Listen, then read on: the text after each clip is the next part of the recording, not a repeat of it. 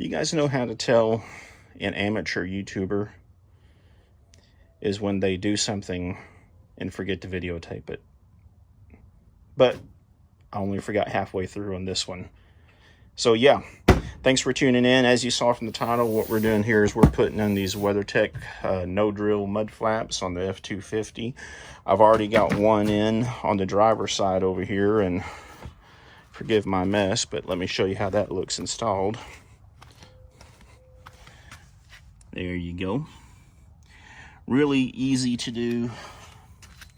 On the front ones, you just have to remove these two screws from the factory. Basically put the mat on, put in these screws loose, then tighten down this little locking device. It has a little thing that spins over. I'll show you over there. And then snug everything up and you're good to go. Now another thing is, you can barely see right here. It's a piece of protective film that they give you to keep these from rubbing against your paint and wearing your paint out over time. Let me show you what it looks like on the other side. Okay, on this side you can see, well, I don't know if you can see that or not, I already have the film applied. Now that film, you'd think it'd be sticky, but it is sticky, but you put it on like one of the old decals that we used to do with the plastic model kits. You spray the back of it with soapy water, and then that lets you slide that thing around until it dries. Then you squeegee out all the air bubbles, well, as much as you can to help protect it. So let me show you what that looks like on the instructions. So inside each mud flap box, you get a pair in each box, and in this one, as you can see, is the F-250 blah blah blah front mud flaps right here. Now inside of it, you have two different packages. You have a package that has this in it, which is the protective film instructions, and then this comes inside of it with it. Now, I've already taken these off, but you notice one's marked left hand, one is marked right hand, and then it basically just gives you instructions on how to apply that. Pretty easy to do. I almost didn't do it. I thought, you know what, this is the aluminum body. I mean, what's going to happen over time is, I mean, yeah, it might wear the paint, but you know, but I decided to go ahead and it only took 10 minutes to do this on all four mud flap locations, front and rear. So it went pretty quick. So yeah, I'd advise you to go ahead and do that. Every little bit helps.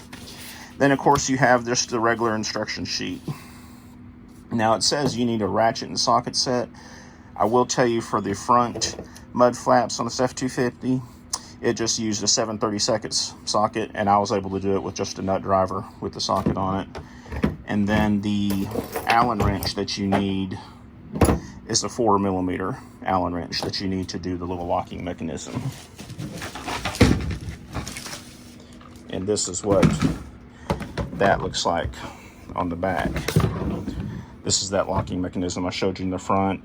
When you mount this up, which I'll show you when I install the second one, you actually will turn this, and what happens when you turn it, it causes this piece to slide over. It's in the lock position now, and when you hold it up in place, it slides over. This goes back behind the lip on the fender to hold it in place.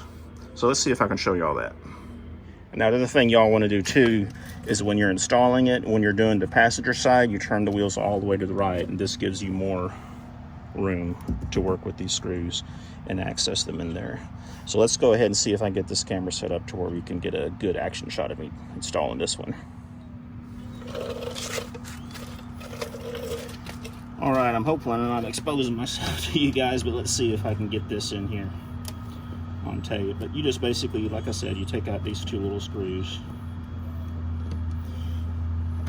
And again, this is just a 7/32 nut driver. Make sure you don't lose them.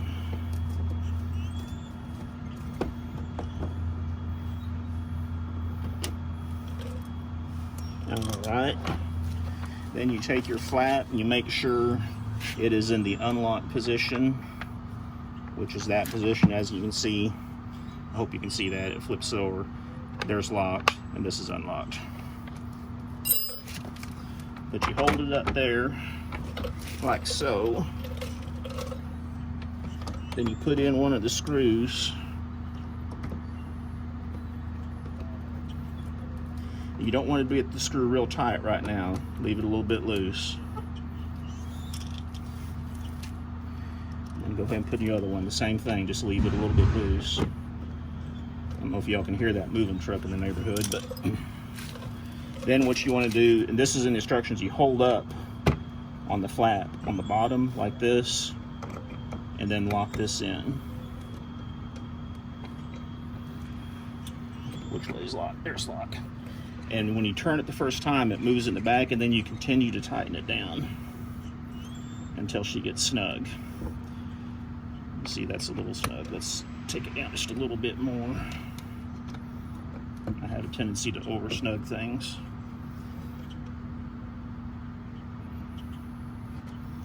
All right. I think my Allen wrench is burned on the end of it. And then you tighten down these.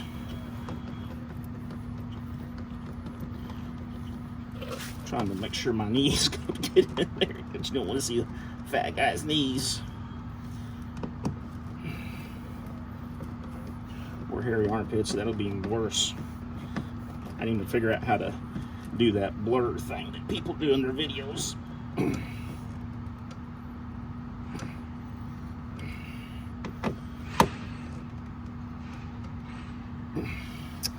All right, folks, and there she is. If that whole thing was not in camera, I apologize in advance. I may or may not edit it out. This is the look from the back of it, though. Let's see how these back flaps go in now. All right, y'all, so the rear flaps are a little bit different. What we do is we pop out these two trim plugs, and then they basically give you a set of screws and locking nuts that you can use to secure it here, and then it uses the little tightening thing on the top. So let's pop these things out first. All right, y'all, I don't have one of those fancy little trim tools, so I'm gonna try it with this conglomeration. Basically, and I've done this before, just using a small screwdriver to reach in there and get it started, then reach up with my little scribe hook, scratch everything all up around it, and I use it to pull it up a little bit to where I can get in here with a pair of dikes or side cutters, whatever you want to call them, and then pop that thing out. Make sure you don't cut it, you just want to pop it out.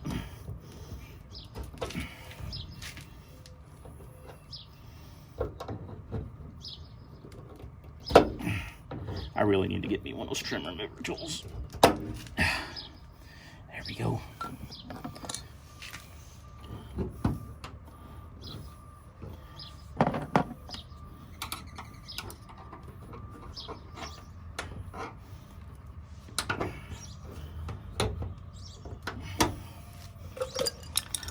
Probably buy one of those tools for $6 or $7 on Amazon. I've needed one for years and never end up with it. So, all right, let's go ahead and get this other parts ready. So this is the little hardware kit they gave you, and oddly enough, they do give you an Allen wrench this time around. And this is how you want it to be. You want the stainless screw head on the outside of the fender, and then on the inside you want the washer, and then that little locking nut, it looks like. Okay, one thing to note on here, y'all.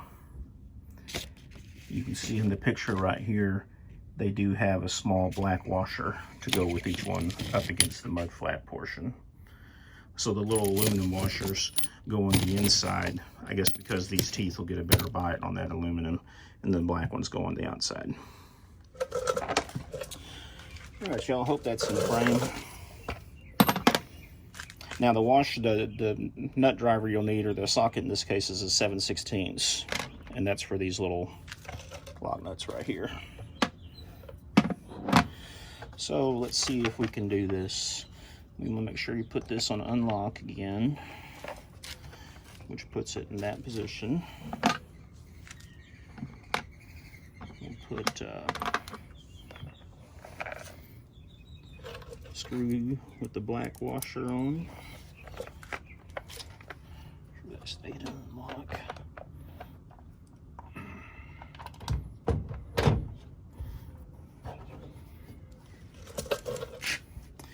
On the inside, you want to put one of the aluminum washers.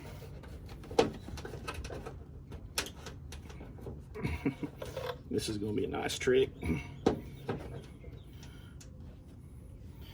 Might have to edit this out to make sure I don't expose y'all to any armpits.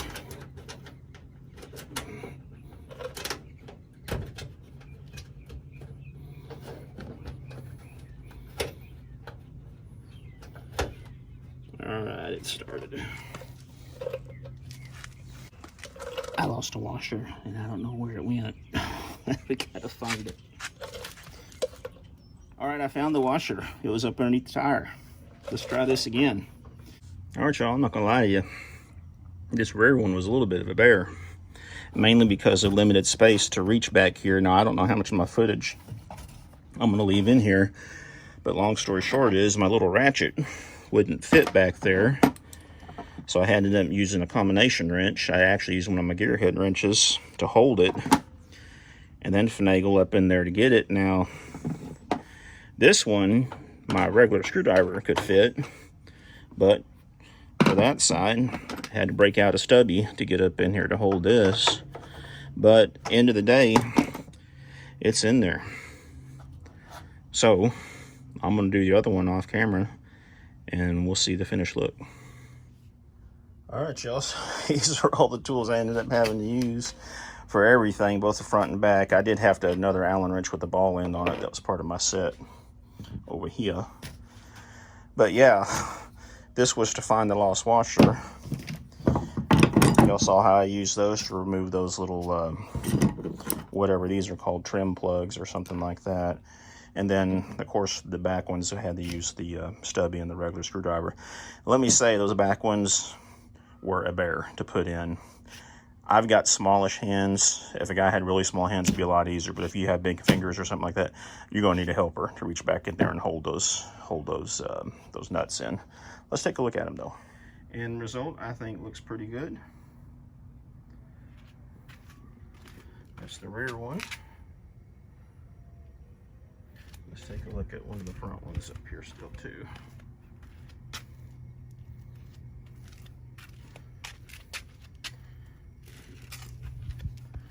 And we'll pan back and take a bigger look at the truck. Now, I'm all about doing stuff for looks, but these are for protection, guys, on these. Just in the few days I had this going down the interstate, a couple of times I felt rocks and whatnot kicking up, hitting everything. So hopefully these will help prevent that. All right, y'all, that is it. As usual, thanks for taking the time to watch this video. Don't forget to like, comment, and subscribe. And let me know if you have any questions. I try to get back to all of my comments, especially if there's a question on them. If I miss yours, feel free to ask again. Thanks, everybody. Have a great day.